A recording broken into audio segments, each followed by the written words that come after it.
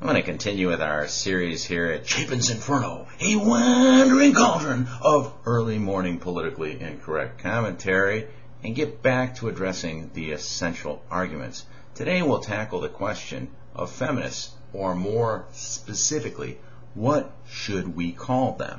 For years I've tried to maintain a strict dichotomy in my writing between the equity feminist and the gender feminist. The distinction is important because commentators such as Daphne Patai, Christina Hoff Sommers, and Wendy McElroy are our allies. They believe in equality between men and women, hence the name equity feminist. By their definition, I even fall into their ranks as I yearn to lord over no one. All I desire out of society is to be free from being bossed. Just as I would like to dominate no woman, I will tolerate no woman dominating me. And I bet a lot of you feel exactly the same way. In contrast, there is the gender feminist, or the female supremacist.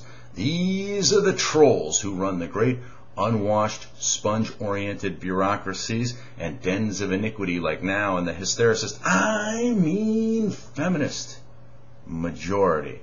They never push for equality.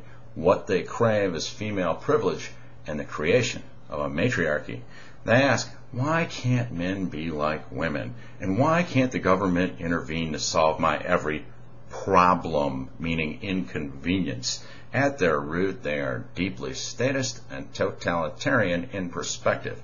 Were our country to ever adopt a truly free market as opposed to the sham regulation state that we have now, they'd receive no more funding and therefore cease to exist. Furthermore, were they to work jobs contingent on productivity and efficiency, they would be broker than the schizophrenic demanding your change out front of Union Station. What's always bothered me, though, is this term feminist. That's their term, so why do we keep calling them by their term? Unfortunately, I too even slip up into using this term all the time.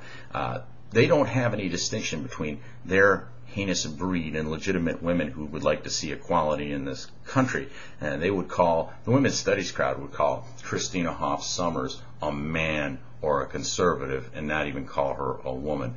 Therefore, I propose that we change our ways starting right now and begin calling them by a more accurate term. Now, I prefer fema-supremacist or fema-fascist to calling them feminists, because that term alone does not do them justice. Recall that fascist is an antonym to libertarian. Now, feministas perpetually lobby for increased government in a state that rewards their every deficiency. Therefore, they're fascists by every meaning of the term. These are the Gorgons who created laws like the ones they have in Wisconsin about visual stalking and the infamous Minneapolis rape ordinances. They're sick control freaks who long to restructure every aspect of our lives. Well, I say F them, but let's call a spade, or in this case, a harridan, a harridan.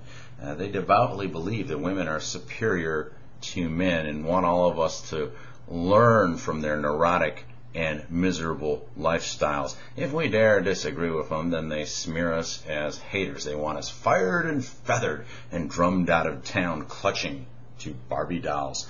We need to change, and I've been thinking about this for a very long time. And while Googling, I found that the word fema-fascist appeared 877 times, whereas fema-supremacist appeared only 8 times. Now, I didn't think up either term, but I do want to give credit to Glenn Sachs and also mensactivism.org that used fema-supremacist 4 out of the 8 times that it appeared online. But anyway, at any rate, I think that we should increase the usage of both, in my opinion. Now, here at Chapin's Inferno, we report, you decide. So let me know via the comments box what you think about either of these two terms and whether we should start using them. I wish you a good day.